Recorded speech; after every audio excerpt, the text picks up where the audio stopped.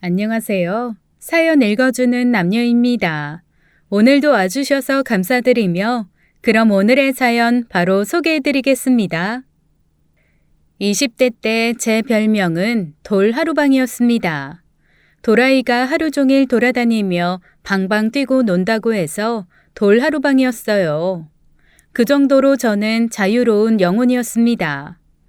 대학교에 적을 두기는 했지만 졸업하는데 7년이나 걸린 이유도 노는 것 때문이었죠.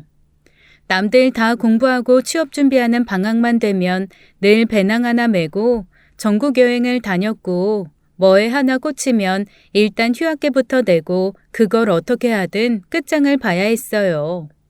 덕분에 대학교를 그렇게 오래 다니면서 졸업을 할 때 제 손에는 다른 사람들처럼 토익 점수 그리고 취직에 도움되는 자격증 이런 건 하나도 안 남았습니다. 대신 무슨 인도 요가 자격증, 동남아 마사지 자격증, 아로마 자격증, 애견 미용 자격증 등 전공과는 전혀 상관없이 저의 관심사만 오롯이 드러내주는 그런 자격증들이 가득했죠. 그래도 그렇게 자격증을 따둔 덕분에 대학교 졸업하자마자 허공에 붕 뜨지 않고 자격증을 이용해서 계속 어딘가에서 아르바이트를 할 수 있었습니다. 아르바이트 하면서 사람을 만나고 사람을 만나면서 일자리가 만들어지는 커뮤니티의 매력도 경험했죠. 사실 제가 학교 안에 머물러 있는 것보다 그렇게 밖으로 뛰쳐나가는데 가장 결정적인 계기가 되었던 것은 사람에 대한 호기심과 관심 때문이었어요. 사실 고등학교 때까지는 만나는 사람이 한정적이잖아요. 그런데 저는 특이한 부모님 덕분에 자랄 때도 진짜 다양한 사람들 안에서 자랐거든요. 저희 엄마 아빠 아마 유럽에서 태어났으면 집시였을 것 같은 그런 분들입니다. 그리고 얼마나 친화력도 좋은지 어딘가 가면 꼭 친구를 사귀어 가지고 오시는 분들이에요. 하다못해 동사무소에 투표하러 갔다가 앞뒤에 줄 섰던 사람이랑 친구가 돼서 그분들이 10몇 년째 김장할 때마다 저희 집이랑 같이 하신다니까요. 그 정도로 친화력 좋으신 분들이니 제가 어떤 환경에서 자랐겠어요. 정말 범죄자 빼고는 다 만나보고 자란 것 같습니다. 종교에 대한 편견도 없으셔서 아마 지금까지 제가 이렇게 별탈 없이 살아오는 건 각 종교에 있는 분들이 각자의 신에게 기도를 열심히 해줘서 그런 게 아닐까 싶을 정도예요. 그리고 사람 좋아하는 것만큼이나 다른 거에도 매여 있지 않은 분들이어서 저는 학교보다 그 밖에서 훨씬 많은 걸 배우고 자랐습니다. 예를 들어 학교에서 돌아온 제가 교과서를 붙들고 한숨을 쉬면 아빠가 이렇게 물어봤어요. 왜? 아니 뭘 배우는데 왜? 뭐가? 잘 이해가 안 가? 아니, 왜 왕이 서울을 버리고 강화도까지 피난을 간 거지? 강화도에 뭐가 있나? 조금 더 멀리 가도 되잖아. 울릉도나 제주도로 가도 되는데 왜 강화도로 갔을까? 글쎄, 아마도 그때도 차도 없고 아무래도 왕이니까 피난을 가더라도 뭐 이 사람 저 사람 다 같이 가지 않았겠어? 옆에서 모시고 가야 되고 딸린 식솔들도 진짜 많았을 거고 제일 가까이로 도망갈 수 있는 데가 강화도여서 그랬을 거야. 뭐 이거는 직접 한번 경험해보지 뭐. 그렇게 말을 마친 아빠는 그 길로 짐을 싸서 저를 데리고 경복궁으로 가셨습니다. 그리고 경복궁에서부터 걷기 시작하는 거예요. 강화도까지 말이죠. 아빠가 과일 도매상 자기 사업을 크게 하고 계셔서 가능한 일이었고 엄마가 그 모든 아빠의 행동을 짜증과 화가 아닌 특이하고 재미있고 신기하다고 받아들여줘서 가능했던 일입니다. 결국 저는 왜 왕이 다른 데가 아닌 강화도로 피난 갔는지 모르겠다고 말 한마디 잘못했다가 일주일 내내 학교도 못 가고 아빠와 함께 서울에서 강화도까지 왕의 피난길을 따라 걷는 체험을 해야 했다니까요. 그리고 그 이후로 제 머릿속에는 당시에 피난 가면서 일어났던 모든 역사적 사건들, 그리고 삼별초가 어느 지점에서 어떤 식으로 끝까지 항쟁했는지를 빠삭하게 알게 되었습니다. 직접 보면서 설명을 듣고 제 발로 걸으며 체험하니 역사 속의 사건들이 마치 그 당시를 살아온 사람처럼 머릿속에 콕 박히게 되었어요. 매사 이런 식이었어요. 지질과 단층을 공부해야 할 때 그 지질과 단층이 남아있는 곳으로 여행을 떠나고 별자리에 대한 부분이 나오면 강원도 높은 산으로 올라가 밤새 침낭 뒤집어 쓰고 하늘의 별이 움직이는 걸 보면서 아빠의 설명을 들었습니다. 나중에 알았죠. 아빠가 저한테 이렇게 설명해 주기 위해서 본인이 2배, 3배 더 열심히 공부하셨다는 걸요. 그런 아빠 밑에서 자랐으니 제가 자유와 더 친하겠어요? 아니면 원리 원칙 규칙과 더 친하겠어요? 당연히 자유와 더 친하죠. 자라온 환경을 무시 못합니다, 정말. 제가 그 증거예요. 그래서 학교 다닐 때부터 내내 돌하루방이라 불리며 세상 제일 특이한 사람처럼 살았습니다. 언제까지나 이러고 살 줄 알았던 제가 삶의 방식을 좀 바꾸게 되는 사건이 일어나기 전까지는 말이죠. 바로 부모님이 함께 나란히 세상을 떠나신 사건이었습니다. 저보다 훨씬 더 여행 좋아하고 모험을 좋아하셨던 부모님은 제 곁도 그렇게 여행처럼 훅 떠나버리셨어요. 제가 대학교를 졸업하고 한창 이 아르바이트 저 아르바이트 전전하며 사람들 만나는데 정신 못 차릴 때였습니다. 아무리 집시 같은 부모님이라도 품 안에 자식이 멀어진 외로움은 있으셨나 봐요. 그전에도 여행을 좋아하긴 하셨지만 그 무렵 부모님은 본격적으로 로드 트립의 맛을 들리셨습니다. 어느 날 다큐멘터리에서 본 한 여행자 얘기를 본 후부터였죠. 큰 트레일러를 타고 넓은 미국 땅을 종횡무진 다니며 여행하는 사람을 본 후 부모님은 바로 캠핑 트레일러를 사셨고 그걸 가지고 전국 곳곳을 돌아다니셨어요. 그렇게 여행 취미 들리신 부모님이 1년 정도 국내 안 간 곳 없이 다니시던 중 교통사고로 나란히 돌아가셨거든요. 한 가지 다행인 건 2분 다 고통 없이 그야말로 훌훌 떠나셨다는 거고 거기에 더불어 조금 슬펐던 건 부모님이 본인 장례식에 이렇게 많은 사람들이 온 걸 모르신다는 거였습니다. 워낙 인맥이 넓으신 부모님 때문이기도 했지만 저도 만만치 않은 인맥 자랑을 하고 있었거든요. 당신들 딸이 이렇게 많은 사람들의 위로를 받고 있는 걸 보면 엄마 아빠가 서로 나 닮았다, 나 닮아서 제가 저렇게 친화력이 좋다며 아웅다웅 하실 것 같았어요. 하늘에서 보며 흐뭇해 하시겠지, 걱정 안 하고 편히 쉬실 수 있겠지라며 홀로 생각하는 게 나름 저한테는 위안이 되더라고요. 5일 내내 얼마나 많은 사람들이 왔는지 모릅니다. 옆 상가집에서 대체 이 집은 누가 돌아가셨길래 이렇게 사람들이 많이 오냐며 슬그머니 보러 올 정도로 상가집은 문전성시였어요. 한편으론 그게 너무 감사하더라고요. 상주라고는 20대 후반 새파랗게 어린 여자애 하나 우뚝 서 있는데 3일장으로도 도저히 문상객들이 소화가 되지 않아 급하게 5일장으로 늘려 장례 치르는 와중에 아침부터 밤까지 제가 앉아있을 새 없이 문상객들이 와서 진심으로 슬퍼해 주셨거든요. 적어도 장례식만큼은 큰 기업 회장님이나 정승집 부럽지 않았습니다. 그 장례식을 치르면서 저는 다시 한번 생각했어요. 엄마 아빠가 평소 말씀하신 것처럼 사람이 재산이구나.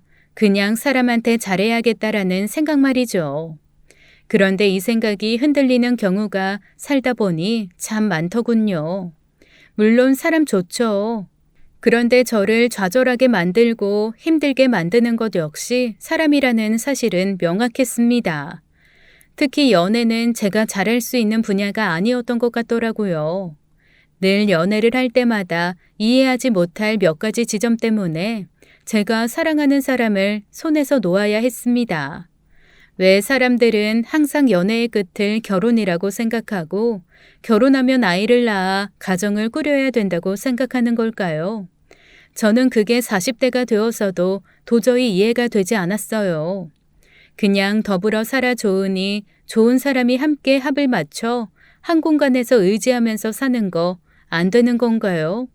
반드시 서류로 부부로 맺어진 후에 그 사람과 내 가족까지 다 챙겨가며 아이를 낳고 아이 양육을 해야 결혼인가요? 그 부분에 대한 가치관이 일치하지가 않으니 결국 제 연애는 늘 이별을 끝으로 하게 되더라고요. 그건 또 그거대로 괴로운 일이었습니다. 좋아하는 사람과 좀 심정적 안정을 누리고 싶은데 만나는 사람들마다 원하는 건 심정적 안정이 아닌 환경적 안정이더라고요. 서로 그렇게 가치관이 다르니 당연히 끝이 좋을 리가 없죠. 그렇게 어영부영 이 사람 저 사람 만났다 헤어졌다 하면서 40대 중반 곧 50을 바라보는 나이가 되었습니다. 그리고 그쯤 감사하게도 저한테는 새 부모님이 생기셨어요. 물론 호적으로 입적을 하거나 그런 건 아니었는데 저희 엄마 아빠랑 진짜 오랜 시간 인연을 이어오셨던 어르신들이거든요. 엄마 아빠한테도 너무 잘하셨고 엄마 아빠 돌아가셨을 때 진짜 친부모처럼 혼절했다 깨어났다를 반복하며 함께 슬퍼해 주셨던 분들입니다. 근데 그분들이 저한테 조심스레 제안을 하나 하시더라고요. 네가 원하면 성인 입양까지도 우리는 고려하고 있어. 그래도 살면서 든든한 뒷배가 필요할 일이 생기지 않겠니? 우리가 재산이 없는 것도 아니고 그런데 우리는 자식이 없잖아. 그냥 이거 다 너한테 물려주고 가면 우리도 마음 편할 것 같고 그래서 그래. 아무리 나이가 50이 되고 60이 돼도 부모만큼 든든한 존재는 없더라. 사실 처음에 그 얘기를 듣고 깜짝 놀랐습니다. 물론 엄마 아빠가 살아계셨을 때도 그 두 분을 부모님처럼 깍듯이 모시기는 했어요. 수술 한번 하면 진짜 간병인 안 쓰고 며칠이고 붙어 있었고 대소변을 받아낼 일이 있으면 그것까지 손수 다 하셨거든요. 엄마 아빠 돌아가신 후에는 제 몫이었죠. 저는 사실 별 생각은 없었습니다. 그냥 평소에 엄마 아빠가 하시던 걸 봤기 때문에 안 계신 지금은 내가 해야 되는구나라는 생각이 너무 당연했을 뿐이에요. 그런데 그분들한테는 그게 전혀 당연한 일이 아니었나 봐요. 너무나 고맙고 마음 깊이 남는 일이셨던 거죠. 그러니 저한테 수십억 원에 가까운 재산 다 물려받을 자식으로 들어오지 않겠냐고까지 얘기를 해주신 거니까요. 처음엔 당황했고 두 번째는 너무 감사했습니다. 세상 천지 누가 피 한 방울 안 섞인 남을 그렇게 취급해 주겠어요. 그런데 아무리 생각해도 제가 법적인 자식으로 묶이는 건 아닌 것 같더라고요. 그래서 그냥 고개를 설레설레 저으며 이렇게 말씀드렸습니다. 말씀 주신 거 정말 감사해요. 그 말씀만으로도 저는 평생 살 힘을 얻었어요. 그런데 앞으로 제가 어떤 놈 만나서 어떻게 살지 모르고 그 재산 덥석 받겠다고 양녀로 들어가겠습니다 하는 건 아닌 것 같아요. 그냥 지금처럼 마음으로 저를 자식이라고 생각해 주세요. 저도 어머니 아버지라고 생각하고 잘 모실게요. 제 대답을 듣고 두 분은 서로를 마주보며 은은하게 웃으시더라고요. 그리고 저를 꼭 끌어안고 이렇게 말씀하셨습니다. 그래. 아유, 어쩐지 너는 그렇게 대답할 것 같았다. 그러면 이거 하나는 한번 좀 진지하게 고려해 보겠냐? 우리가 사는 집이 넓지 않냐? 주택이고 대문만 같이 공유했다 뿐 이 아래쪽에 예전에 세줬던 공간이 지금 텅 비어 있거든. 완전히 다 막혀 있고 거기는 출입문도 따로 있으니까 거기로 들어와서 사는 건 어때? 지금 부모님하고 같이 살던 그 집에서 여전히 살고 있지? 그거는 그냥 네 재산으로 가지고 있고 그냥 이 집 들어와서 살아. 불편하지 않으면. 양녀 얘기는 좀 부담스러웠지만 집으로 이사 오라는 그 얘기는 몹시 매력적이었습니다. 사실 독립해서 계속 밖에서 살다가 엄마 아빠 돌아가신 후 그 집 들어가서 사는 거 제 마음이 너무 아프고 힘들었거든요. 10수년이 지나도 곳곳에 남아있는 엄마 흔적, 아빠 흔적을 보며 올라오는 그리움은 쉽게 지워지지 않더라고요. 나름 청소도 하고 물건도 버리면서 많이 지운다고 지웠지만 그래도 그 공간에 남아있는 추억이라는 게 참 무시 못할 것이었던 걸 새삼 깨닫는 시간들이었습니다. 그래서 그 집은 얼른 정리를 하고 어르신 집으로 들어와서 함께 살게 되었어요. 워낙 자주 들락거렸던 집이라 어색한 것도 없고 두 분 성향이 조용하고 민폐 끼치기 싫어하시는지라 제 개인 생활도 지나치게 보장해 주시더라고요. 환경은 좋아지고 두 어르신이 가까이 계시니 마음적으로도 안정이 왔습니다.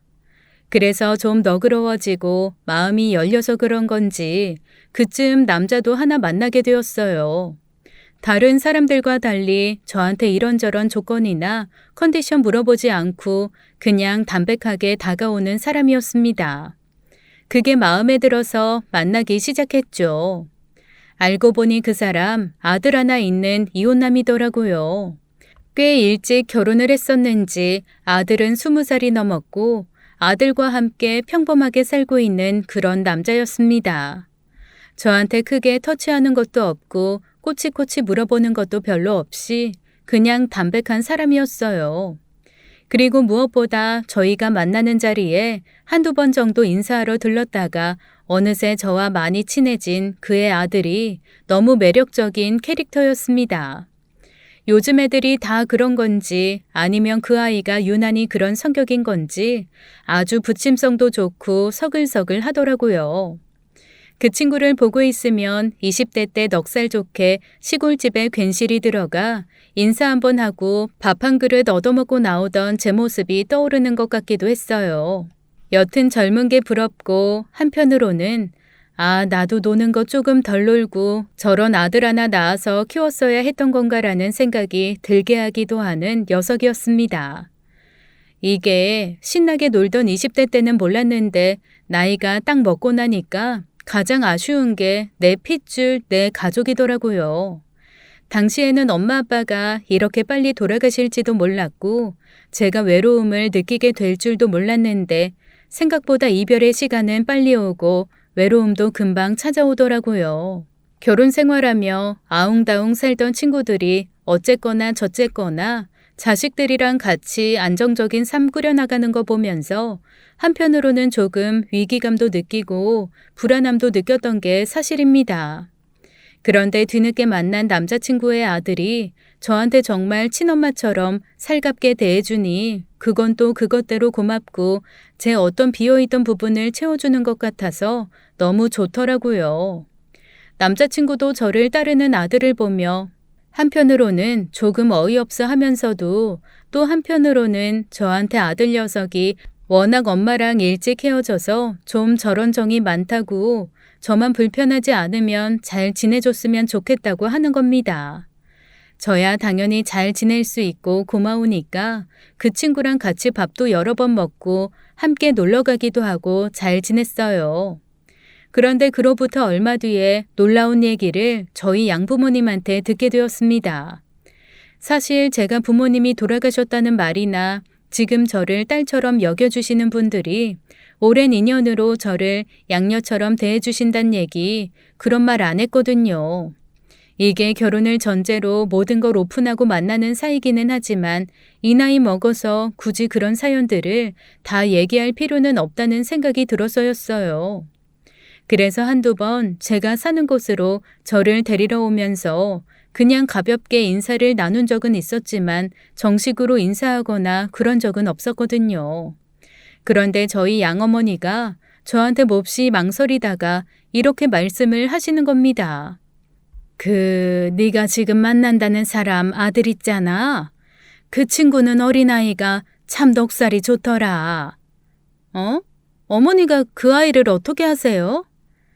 아니, 그러니까 나도 좀 당황하기는 했는데 며칠 전에 마당 청소하고 있는데 누가 기웃기웃하고 있길래 누구냐 그랬더니 낼름 와서 인사를 하며 너랑 자기 아빠가 사귀고 있다는 얘기를 하는 거야. 지난번에 대문 앞에서 인사 한번 한 적이 있는데 기억 못 하시냐고. 자세히 보니 그 청년이 맞더라고. 그래서 그러냐 반갑다 하고 그런데 어떻게 여기까지 왔냐 그랬더니 볼 일이 있어서 근처 왔던 김에 그냥 밖에서 내가 보이길래 인사나 한번 하려고 했다고 그러는 거 있지? 그 녀석이 좀 부침성이 좋기는 한데 아니 그렇게까지 넋살이 좋다고?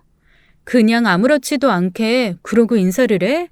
아이고 하여간 희한한 놈일세. 그래서요? 그래서 어떻게 하셨어? 눈 반짝거리면서 마당에 서가지고 이런저런 말 붙이며 문구적거리는데 어떻게 그냥 보내니? 그래서 들어와서 마당에서 차라도 한잔 하라고 했지.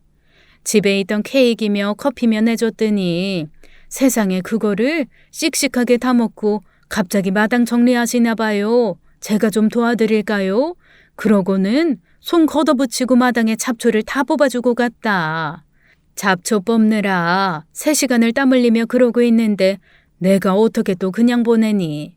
불고기 해서 저녁 먹였더니 그것도 다 먹고 네 아버지랑 TV로 야구 보며 놀다가 밤 10시인가 그때서야 갔어. 아니 무슨 녀석이 그렇게 능글능글 착착 감겨들어? 아이고 아주 제대로 먹고 놀고 갔네. 그런데 나한테는 그런 말 일절 없었는데. 그게 언제예요? 한 이틀 전의 일이야. 그 후로도 너무 바빠서 내가 말을 못했는데 어쨌든 이틀 전에 그러고 갔어. 조금 당황스러웠어요. 제가 아무리 자유로운 영혼 도라로방이지만 이런 식으로까지 열린 사람은 한 번도 본 적이 없거든요. 그래서 전화를 해서 물어봤습니다. 그랬더니 정말 아무렇지도 않은 목소리로 길 가다가 그냥 인사를 드렸고 맛있는 차 주셔서 먹었다. 먹고 그냥 나오기 죄송해서 마당 청소 같이 해주고 밥 주시길래 그것도 먹고 나왔다고 아무렇지도 않게 얘기하는 겁니다. 세상에 대체 이 넉살은 누구한테서 온 건가 싶어서 좀 황당했죠. 그 이후로도 비슷한 일이 종종 있었습니다. 특히 어떻게 저희 양부모님을 구워 삶았는지 그 두 부자가 저희 양부모님 집에서 힘써야 될 일이 생기면 둘이 득달같이 달려가서 해결해주고 오곤 하더라고요. 고맙기는 했지만 아직 결혼도 안 한 사이에 그렇게 두 사람이 발벗고 나서는 게 저는 조금 불편하기도 했습니다. 그건 사실 양부모님도 마찬가지셨던 것 같아요. 저한테 몹시 조심스럽게 그 둘이 자꾸만 집에 오는 거 조금 불편하다고 말씀하시더라고요. 그러니 어머니는 한참을 망설이다가 이런 말씀을 하셨습니다. 예, 이게 참 사람이 한 끗 차이라는 게 있잖아. 정말 종이장 하나 차이인 거. 그런데 남들 눈에는 다 보이는데 그 종이가 내 눈을 가리면 아무리 얇은 종이라도 그 너머가 보이지 않을 때가 있거든. 나는 네가 만나는 남자도 그 아들도 이상하게 요즘에는 성격이 좋다고 느껴지지가 않고 막무가내로 밴들거리는 뻔뻔함을 잘 포장한 사람처럼 느껴져. 기분 나빠하지 말고 한번 너도 잘 생각해봐, 응? 그 얘기를 듣는데 순간 가슴 저 안쪽이 콕 하고 뭔가 찌르는 것 같더라고요. 사실 어렴풋이 저도 비슷한 생각을 하고 있었거든요. 다만 제 마음이 삐뚤어져서 긍정적인 시선으로 보는 게 아닌가, 내가 혹시 잘못된 건가 혼자 자기 검증을 하던 중이었습니다. 그런데 어머니가 그렇게 말씀하시는 걸 들으니 제가 느낀 게 아예 다른 결은 아닌 것 같다는 생각이 들었죠. 일단은 두 어르신이 사는 공간에서 그 둘을 좀 떨어뜨려 놓을 필요가 있다는 판단이 들었습니다. 그래서 제가 여기 사는 한은 그 둘이 계속 제 핑계대고 들락거릴 것 같으니 제가 독립을 하겠다고 말씀을 드렸어요. 그렇게 저는 편하고 좋은 집 두고 그 두 남자 때문에 일단 집부터 옮겼습니다. 하긴 곧 결혼을 앞두고 있어서 어차피 이사를 나오기는 해야 했어요. 남자친구가 살던 집을 조금 고쳐서 들어가 살기로 했거든요. 그거 수리되는 동안만 임시로 거처를 마련한 거죠. 본인 말로는 조만간 분양받을 게 하나 있기는 한데 그거 기다리는 동안 굳이 다른 데 가서 살 필요 없이 그냥 있는 집에서 살면 어떻겠냐고 하더라고요. 저 역시 집에 대해서 크게 집착이 있거나 그런 편은 아니어서 뭐 그래도 상관없다고 그냥 편한 대로 하자고 해서 제 집만 좀 가지고 들어가기로 했습니다. 게다가 아들은 다른 곳에서 자취를 하고 있는 상황이어서 어차피 집에는 저희 둘만 있을 수 있었거든요. 아들은 남편의 여동생과 함께 살고 있습니다.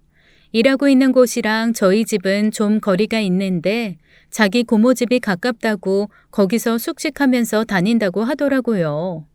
시누이 될 사람은 한두 번 정도 만났나 저를 보는 눈빛이 그다지 곱지는 않았지만 그래도 다 늙어서 시집살이 시키고 할 것도 아니잖아요.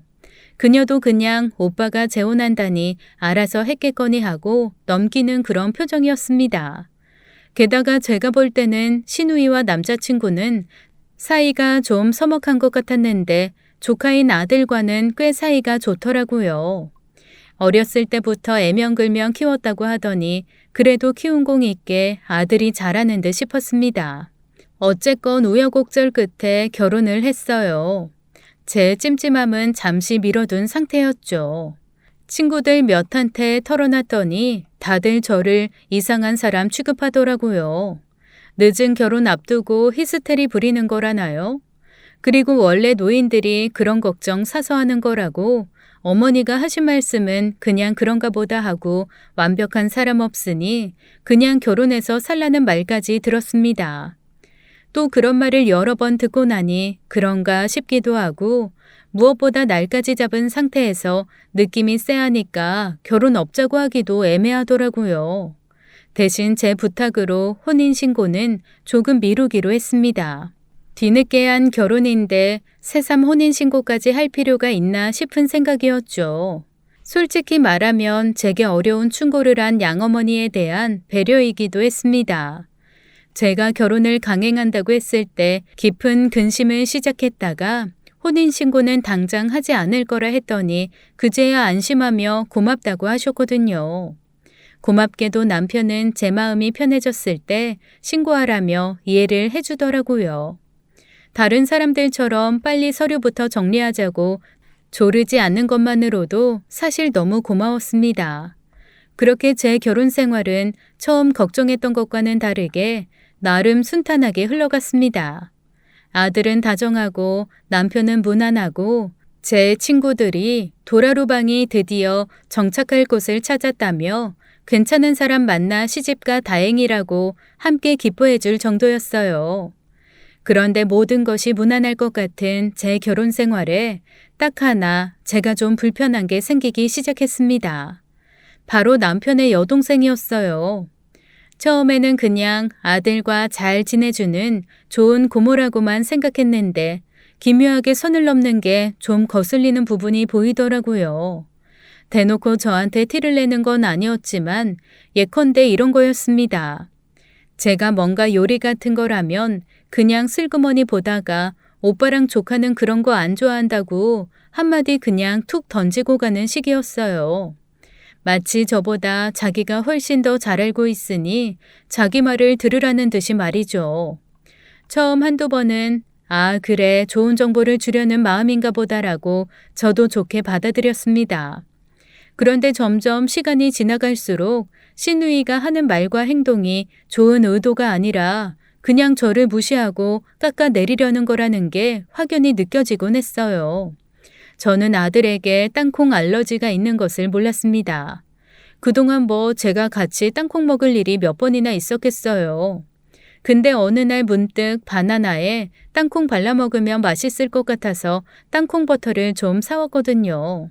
그걸 보곤 기겁을 하면서 저를 살인 미수범처럼 취급하는 겁니다. 자기 조카가 이거 알러지가 있는데 먹고 잘못되면 어떡하냐고 자기네 집에서는 절대 땅콩 같은 거 먹지 않는다며 저한테 이런 것도 몰랐냐고 있는 대로 구박을 하는 겁니다. 좀 당황했죠. 아무도 저한테 말해준 적이 없으니까요. 그래서 제가 몰랐다고 했더니 어떻게 모를 수가 있냐며 관심 부재라고 저를 막 비난하는 거 있죠. 좀 많이 당황스럽더라고요. 이게 이렇게까지 혼날 일인가 싶기도 하고 조금 주제 넘는다라는 생각도 들어서 제 표정이 좀 굳었나 봅니다. 그걸 보고 또 아차 싶었는지 말을 얼버무리는데 기분은 영 좋지 않았어요. 그날 남편이 와서 저한테 자초지종을 설명하고 기분을 풀어주지 않았으면 아마 꽤 오래 기분이 언짢았을 것 같아요. 아니, 그 아들놈이 땅콩 알러지 있는 거를 발견한 게 걔거든. 뭐 우리도 몰랐지. 뭐 먹어본 적이 없으니까. 그런데 어디서 맛있는 땅콩 샌드위치 레시피를 보고 먹으라고 해줬는데 그걸 먹고 애가 뒤집어지고 난리가 난 거야. 그때 정말 자기 조카 죽는 줄 알고 엄청 무서워하고 겁냈었거든. 아마 그 트라우마 때문에 그럴 거야. 조금 예민하게 군 거 걔도 반성하고 있다고. 자기가 나중에 정식으로 사과한다고 일단은 언니 기분 좀 풀어주라고 했으니까 당신 기분 풀어. 아니, 그래도 애한테 알러지가 있으면 나한테도 좀 미리 귀뜸이라도 좀 해주지. 내가 몰라서 샐러드 소스에라도 땅콩 같은 거 집어넣었으면 어떻게 할 뻔했어? 진짜, 아휴. 여튼 아가씨도 이것저것 알려주는 건 고마운데 이런 식으로 하는 거 나도 반갑지는 않아. 그래, 충분히 이해해. 충분히 이해하니까 기분 풀고. 그리고 애가 어리면 모를까 다 큰 상태여서 사실 굳이 말할 생각을 안 했어. 뭐 다 큰 놈 지가 알아서 먹는 거지 뭐. 자기가 피해가면서 살펴 먹는 거지. 우리가 일일이 챙겨주고 그럴 일 별로 없잖아. 그 일로 그렇게 남편의 위로와 신우이의 뒤늦은 사과로 마무리가 되었습니다. 하지만 이후로도 비슷한 일들은 계속 반복되었어요. 그리고 그럴수록 저는 점점 더 이 남자랑 과연 서류까지 합쳐서 사는 게 맞나, 내가 진짜 가족이 될 수 있을까라는 생각을 기피하게 되었습니다. 그리고 저의 그 조심성이 어쩌면 제 인생을 살렸을 수도 있겠다라는 확신이 든 사건이 하나 발생했어요. 분명 아들 녀석이 며칠 여행을 가겠다고 했거든요. 그래서 여행 잘 갔다 오라고 용돈도 주고 나름 제가 여행 다녔던 코스까지 쫙 짜서 줬습니다. 근데도 뒤늦게 저한테 부모 마음이라는 게 생겼는지 그 녀석이 잘 지내고 있는지 불안한 거예요. 마침 제가 소개해준 숙소가 저랑 진짜 친한 선배 오빠가 하는 숙소였거든요.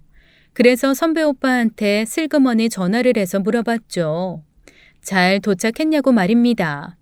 그런데 선배 오빠가 뭔가 머뭇머뭇하면서 대답을 흐리는 겁니다. 오빠, 왜? 애한테 무슨 일 있어?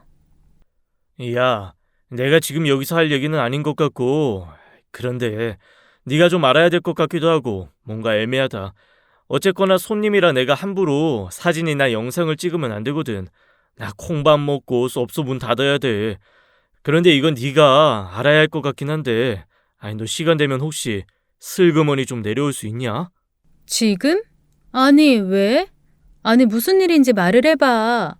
아니, 무슨 일이 있는 건 아닌데, 네 말 듣고, 나는 애가 혼자 오는 걸로 알고 있었거든. 그런데 여자랑 같이 왔어. 사실 오빠 말을 듣고 저는 빵하고 웃음이 터졌습니다. 그 나이에 여자랑 같이 여행 간 게 뭐 그렇게 심각하게 얘기 나눌 일이라고 전전긍긍 하는 건지 새삼 그 오빠랑 친하게 되었던 계기가 떠올랐거든요. 그 오빠를 제가 처음 만난 건 거의 한 20여 년 전의 일입니다. 당시 여행에 미쳐 있었던 제가 겁도 없이 인도로 배낭여행을 갔다가 거기서 만난 사람이에요. 처음에는 이상한 눈빛으로 계속 저를 감시하듯이 쫓아다녀서 야, 이거는 인도까지 와서 한국 사람한테 스토킹을 당한 애라면서 피해 다녔었습니다. 그런데 나중에 알고 보니까 그 오빠 입장에서는 아니 젊은 여자애가 대체 여기가 얼마나 무서운 데인 줄도 모르고 저렇게 민소매 입고 무방비 상태로 딸랑딸랑 다니나 싶어 나름 걱정돼서 저를 지켜봤던 거더라고요. 조금 말을 나누고 친해진 다음부터는 어디서 거적대기 같은 큰 스카프를 하나 구해와서는 그렇게 길을 다닐 때마다 저를 그걸로 감싸는데 몰두했습니다. 제 맨살이 나오지 않게 최선을 다해 저를 똘똘 싸매더라고요. 그만큼 유교 보이고 보수적인 사람이었던 거죠. 이 오빠 여전히 그런 보수성이 남아있나 보네 싶어서 사람 참 안 변한다라는 생각과 함께 제가 깔깔 웃었더니 그 오빠가 살짝 짜증을 내면서 저한테 그렇게 웃을 일 아니라고 자기 얘기 좀 들어보라고 하더라고요. 그래서 제가 그랬습니다. 아이고 오라버니, 아직도 조선시대 사는 거야? 아이고, 그 녀석 남자네. 여자랑 여행도 다 가고. 그게 뭐 어때서 그래? 야, 나도 그 정도로 막 하지는 않았어. 또래 여자랑 여행을 왔으면 나도 이상하게 생각 안 하지. 그런데 아이, 같이 온 여자를 엄마라고 부르잖아. 너 네가 만나는 그 사람 사별했다고 하지 않았어? 나 그렇게 들었던 기억이 있는데. 엄마? 엄마라고? 그게 무슨 소리야? 맞아, 사별했다고 했어. 그런데 걔가 엄마라고 부른다고? 그리고 내가 볼 때는 보통 모자 사이가 아니야. 게다가 네가 말한 거랑 애가 인상이 너무 달라. 인상이 다르다니? 그건 또 무슨 소리야? 야, 나도 네가 알다시피 산전수전, 공중전에 백병전, 난투극까지 살면서 다양하게 겪은 사람이잖아. 그치? 다른 건 몰라도 사람 보는 눈치 하나는 기가 막히다고. 인정하지? 인정하지. 오빠만큼 사람 잘 보는 사람도 없기는 하지. 그래. 반무당이란 말이지 내가.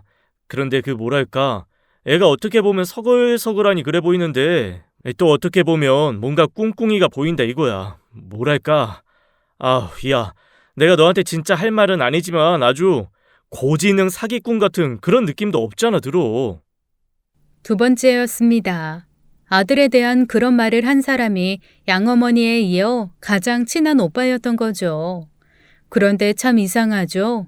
애써 외면해왔던 생각이 누군가의 단어 하나에 푹 수면으로 올라와 그게 쿵하고 가슴을 치는 일이 있는데 그 얘기를 듣는 순간 저는 딱 그런 느낌을 받았습니다. 사실 결혼 후에 아들 녀석 태도가 좀 미묘하게 달라졌거든요. 그전에는 싹싹하고 빠릿거리면서 사근거렸다면 결혼을 하고 나니 살짝 능글맞게 굴면서 서글서글한 척 누물거리는 걸로 기묘하게 바뀐 겁니다. 그렇게 굴 때마다 제가 속으로 했던 생각이 이거였거든요. 야, 저놈 자식 저거 딱 여자 홀리는 사기꾼의 전형인데. 내가 이때까지 살면서 만난 모든 여자 홀리는 여자 등쳐먹고 사는 꽃뱀 남자들이 딱 저런 타입이었는데 어떻게 종이 한 장 차이, 한 끗 차이로 저렇게 태도 바뀌는 게 보이지? 아유, 그런 생각을 한 적도 있었습니다. 하지만 제 남편의 아들이고 제가 품고 살아야 될 가족이니까 그런 생각을 하는 저 자신을 속물이라고 스스로 꾸짖으면서 애써 감춰왔던 거죠. 그런데 오빠가 그 얘기를 딱 하는 순간 그래, 내가 눈에 뭔가 씌었었구나. 어머니 말이 맞고 오빠 말이 맞았다 싶었습니다. 그리고 그런 모습은 사기꾼이 맞지라는 생각이 푹 기어 올라오는 거예요. 그 순간 뭔가 최면에서 깨어난 것처럼 정신이 화딱 차려지더라고요. 그래서 오빠에게 다시 물었습니다. 어떤 여자랑 왔는데? 뭐 하는 여자 같아? 엄마라고? 진짜 엄마라고 불렀어? 그런데 둘이 뭔가 대화가 이상해. 일단 네가 좀 내려오면 어떨까? 어차피 너희 집에서는 1시간밖에 안 걸리잖아. 그래, 알았어. 일단 내가 한번 내려가 볼게. 저는 그렇게 한밤중에 오빠의 호출로 아들이 낯선 여자와 머물고 있다는 그 숙소로 향했습니다. 조금 멀찍이 떨어진 곳에 차를 대고 슬그머니 오빠에게 전화를 했죠. 그랬더니 뒷문으로 저를 안내하더라고요. 숙소와는 조금 떨어져 있는 관리자 하우스 안에서 오빠가 제게 전해준 얘기는 꽤나 충격적이었습니다. 오빠가 얘기해준 인상착의를 들어보니 아무래도 엄마라고 하는 여자가 신우 같더라고요. 제가 사진을 보여주니 오빠가 맞다고 이 여자라고 확인을 해주었습니다. 그리고 둘이 여전히 숙소 아래쪽 카페에서 얘기 중이니까 거기로 가자고 하더라고요. 그 숙소가 1층에는 24시간 열려있는 무인 카페가 하나 있고 그 뒤쪽에 작은 공간이 하나 있습니다. 제가 늘 거기 내려가면 그 공간에 혼자 기대 앉아 책도 읽었다가 누워 자기도 했다가 하는 아지트 같은 곳이었거든요. 밖에서는 절대 보이지 않는 벽 뒤의 비밀 공간 같은 곳입니다. 카페 안에서 나누는 얘기가 다 들려서 사람들 얘기를 마치 라디오 드라마처럼 들을 수 있는 그런 곳이기도 했죠. 오빠와 함께 뒷문을 통해 슬그머니 그 공간으로 들어갔습니다. 그리고 거기서 들려오는 아들과 시누이의 대화를 들으며 저는 점점 아득한 충격 속으로 회오리처럼 빨려 들어가고 말았어요. 아니, 그러니까 내가 말하잖아. 생각보다 엄청 조심성 있는 사람이라니까. 의심은 더럽게 많아가지고 아직 서류 정리를 안 해주는 걸 어떡해. 아빠를 짜부던가 엄마가 나한테 말해봐야 소용없어. 그래도 나랑 아빠랑 노력하고 있으니까 조만간 서로 정리하고 나면 그땐 뭐 게임 끝이지 뭐. 아니, 왜 노력을 하는데 1년이 다 가도록 혼인신고를 안 하냐고. 아우, 답답해. 언제까지 이러고 살아야 되는 거야. 야, 내가 너랑, 응? 이런 식으로 부모 자식이 아니라 고모 조카로, 너랑 이러고 여행이나 와서 만나야겠니? 아휴, 정말 이게 뭐 하는 짓이야. 뭘 여행이나 와서 만나. 같이 살거든 우리. 만날 집에서 같이 얘기하는데 세상 무슨 여행을 또 와서 이러고 있어. 하여간 엄마도 별나. 집에 있으면 답답하니까 그렇지. 그리고 네 아빠가 왔다 갔다 하는 것도 눈치 보이고. 내일 아빠 온다고 했는데 변함없지? 출장 간다고 밑밤 다 깔아놨대. 걱정하지 마. 그리고 엄마 조금만, 얼마 안 남았어. 아빠가 이거 얼마나 오랫동안 공들였는지 알지? 알지? 아니까 나도 그냥 가만히 따라주는 거 아니야. 그 노인네들이 가기 전에 서류로 딱 부부 엮이고 그 다음에 유산을 받아야 제대로 나눌 수 있을 텐데. 생각보다 그 아줌마 의심이 좀 많아. 그래서 차라리 할머니 할아버지를 조금 구워 삶아볼까 했더니 그 할머니 할아버지도 녹록치 않더라고. 난 사실 손자 생겼다고 엄청 좋아하면서 빨리 결혼해라 막 그럴 줄 알았거든. 그런데 오히려 날 경계하는 게 보여가지고 찾아가는 거 그만뒀다니까. 그 부모의 그 딸인가 보네. 원래 돈 좀 있는 사람들이 의심이 강해. 그래도 자기 유일한 딸인데다가 네가 어떻게 보면 자기네 제사상 챙겨줄 손주인데 설마 모른 척하겠니? 부담스럽지 않게 그래도 종종 찾아가서 알지? 에이, 엄마 아들이 또 그런 거 또 기가 막히게 하지. 걱정하지 마. 노인네들 구워 삶는 거 내 전공이야. 아유, 그래. 너만큼 다정다감하게 잘하는 애가 어딨니? 엄마는 우리 아들 믿어. 얼른 돈 좀 챙겨서 우리 세 식구 동남아 가서 편하게 좀 살자. 아유, 이게 사는 거니 진짜? 저는 황당함에 말을 할 수가 없었습니다. 지금 이게 무슨 상황인가 싶더라고요. 아니, 상황도 상황이지만 제가 이때까지 아무것도 모른 채 속아왔다는 게 더 기가 막혔습니다. 그 두 사람은 무슨 샴페인잔 부딪히는 것처럼 맥주잔을 짠하고 원샷한 후 방으로 올라갔고 저는 그 골방에서 오빠를 앞에 두고 멍하게 앉아 먼 산만 바라봤어요. 내가 왜 내려오라고 했는지 알겠냐? 저 얘기를 하고 또 하고 둘이 취해서 한 말 또 하고 그러는데 이건 네가 들어야지 내가 전할 수 있는 게 아니더라고. 진짜 어이가 없네. 나 진짜 큰 판에 걸려든 거지? 그치, 오빠? 그런 거 같기는 한데 그래도 사람이 죽으라는 법은 없나 보다. 네가 저 사람들을 그래도 여기서 보내줘서 어쨌거나 다 알게 된 거잖아. 지금이라도 알게 된 거 감사하게 생각하자고. 정신 똑바로 차리라는 말과 함께 오빠는 제 등을 툭툭 두들겨 주었습니다. 이거 뭔가 단단히 잘못됐다 싶었죠. 밤늦게 차를 몰고 집으로 돌아와 멍하니 앉아 있는데 남편이 뒤늦게 집에 들어와서 저한테 무슨 일 있냐고 물어보더라고요. 무슨 일 있어? 표정이 왜 그래? 아니, 뭐 무슨 일이 있겠어. 그나저나 당신 내일 출장 어디로 가? 왜 가는 거야? 에휴, 은퇴한 사람 써주는 고마운 회사에서 가라고 하면 어디든 가는 거지 뭐. 여기저기 거점 찍듯 들려야 돼. 내가 2박 3일이라고 말했던가? 응, 했어. 그리고 나 궁금한 게 좀 하나 생겼는데 솔직히 대답해 줄 수 있어? 남편은 고개를 끄덕이며 뭐든 물어보라고 하더라고요. 그때 제 마음에서는 혹 남편이 가슴 한구석이 찔려 조금이라도 머뭇거리는 기색이 보이거나 사실은 이라며 고백을 하면 이번 한 번은 용서해주자라는 여지가 남아 있었습니다. 그 마지막 한 줄기 믿음을 가지고 질문을 던졌어요. 당신 아내랑 사별했다고 그러지 않았어? 그랬지. 사별했지. 그 여잔 어떤 여자였어? 에휴, 갑자기 죽은 사람 얘기는 왜 물어봐. 그냥 평범한 여자였어. 딱히 특징도 없고 내가 뭐 어떻다고 얘기할 거리가 있는 그런 사람은 아니고, 그리고 사실 워낙 세상 떠난 지 오래돼서 나 사실 그 사람에 대한 기억이 별로 없어. 당시에 좀 힘들어서 잊으려고 많이 노력하기도 했고.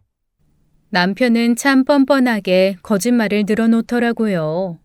순간 아주 괘씸하다는 생각이 들면서 이 새 사기꾼을 어떻게 뒷목잡게 할까 고민을 하기 시작했습니다.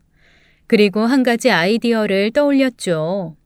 며칠 동안 고민하고 시뮬레이션하고 작전을 짠 후에 남편과 아들을 동시에 불러다가 앞에 앉혀놓고 해맑은 얼굴로 할 말이 있다고 했습니다. 그리고 남편에게 혼인신고서를 슬그머니 내밀면서 이렇게 말했어요. 오래 기다려줘서 고마워. 이제 우리 서류상으로도 정식 가족이 되면 좋겠어. 나는 다 기재했고 당신만 기재해서 사인하면 돼. 그러자 남편의 얼굴이 환하게 밝아지면서 아들과 슬그머니 눈빛을 주고받더라고요. 아들도 눈이 번쩍거리면서 저를 보며 이렇게 얘기했습니다. 와, 우리 엄마 이제 진짜 법적으로도 엄마가 되는 거네요. 너무 기뻐요. 두 분 진짜 부부가 된 거 축하드려요. 제가 진짜 잘할게요. 고마워. 너무 늦지 않게 결심해줘서. 나 내심 엄청 기다리고 있었어. 당신이 결정 내려주기를. 두 사람은 설레는 얼굴을 감추지 못했습니다. 그게 얼마나 가식적으로 보이던지 확 한 대 치고 싶은 걸 간신히 참으면서 그가 사인을 하기 직전 제가 준비했던 회심의 한마디를 꺼냈습니다. 아, 그리고 내가 결혼을 통해서 인생의 새 장을 여는 김에 한 가지 또 결심한 게 있어. 그 얘기도 해줘야지. 그랬더니 두 사람이 눈을 동그랗게 뜨고 저를 쳐다보더라고요. 둘의 반응을 기대하며 제가 천천히 얘기를 시작했습니다. 우리 부모님이 물려주실 재산, 그거 나 모두 포기하겠다는 계약서 썼어. 부모님이 어차피 당신들 노력으로 모으신 거고 내가 그거 받아봐야 앞으로 뭐 얼마나 쓰고 살겠어. 그냥 우리 가족들이랑 적당히 알콩달콩 살 수 있는 걸로 난 충분히 만족해. 부모님들도 충분히 이해해 주셨고 그래서 재산 다 사회에 환원하고 장학재단 만드시기로 했어. 우리 혼인신고하고 나면 장학재단 발족식 한다고 하시니까 다 같이 가서 축하해 줄 거지? 순간 남편과 아들의 얼굴은 정말 저 혼자 보기 아까울 정도였어요. 뭐랄까 커다란 사탕바구니를 눈앞에서 뺏긴 아이 같기도 하고 철석같이 믿었던 상황에 배신당해 제대로 뒤통수 맞은 얼굴이기도 했습니다. 남편이 말을 더듬더듬거리며 그렇게 노래 부르며 사인하고 싶다고 했던 혼인신고 서류까지 옆으로 밀어놓고 저한테 2번, 3번 계속 물어보더라고요. 그게 무슨 소리야? 장인 장모님 재산을 왜 당신이 포기해? 당연히 당신이 받아야지. 아니, 그리고 장학재단을 만들더라도 당신이 운영을 해야지. 그걸 왜 남의 손에 맡겨? 아니, 이건 말이 안 되지.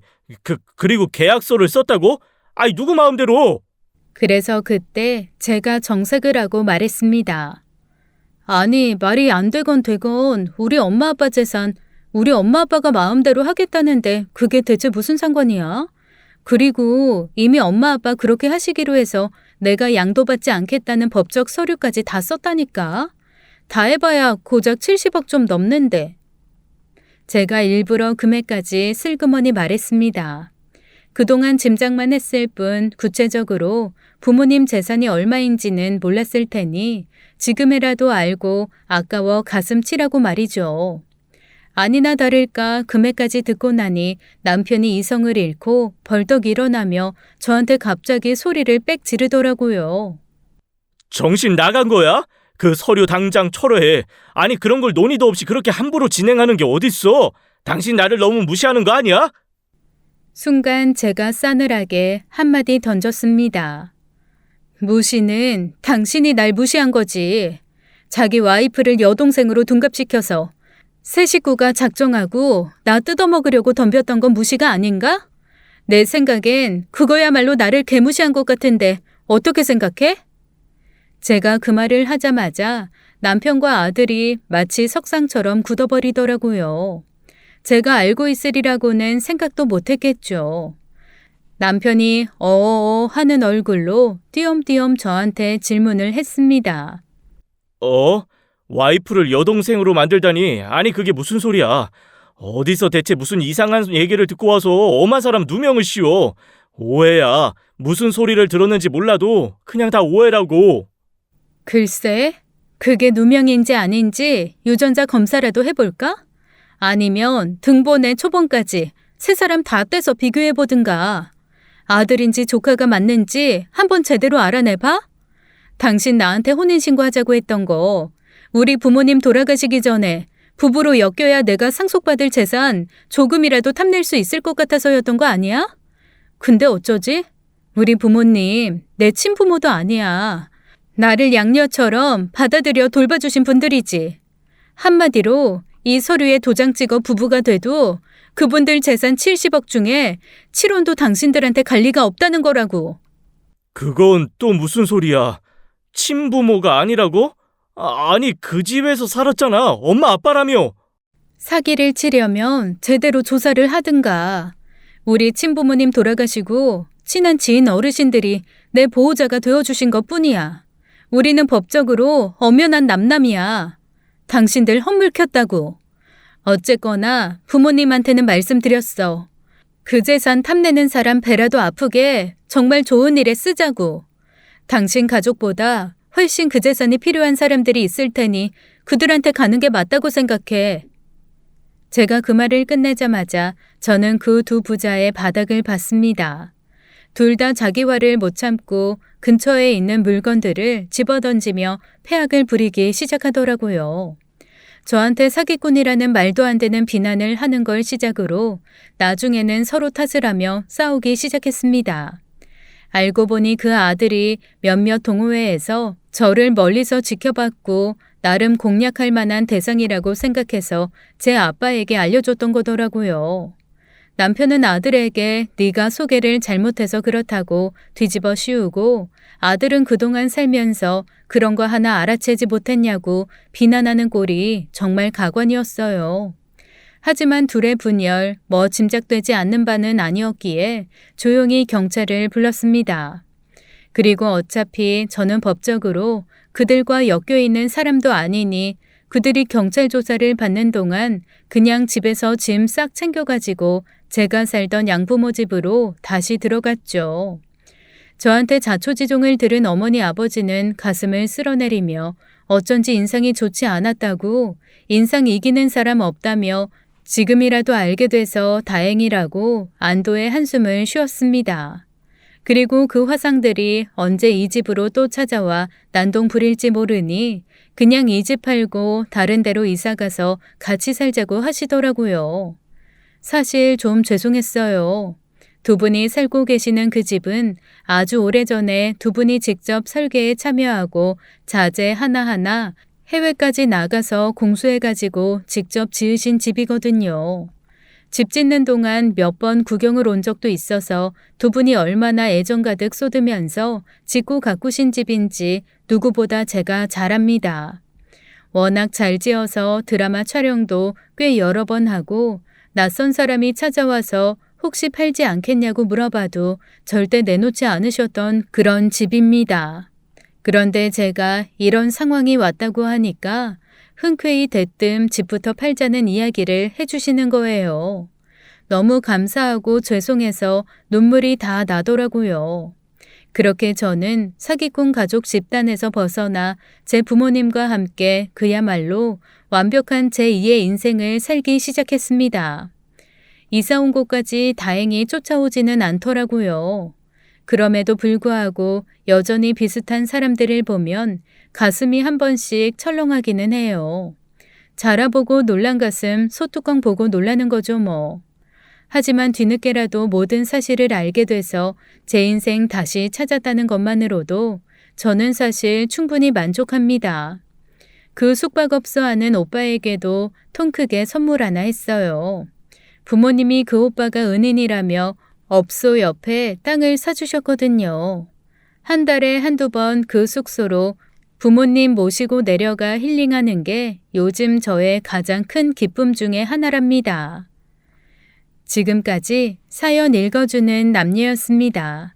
끝까지 시청해주신 여러분 감사드리며 저희는 다음 사연으로 돌아올게요. 감사합니다.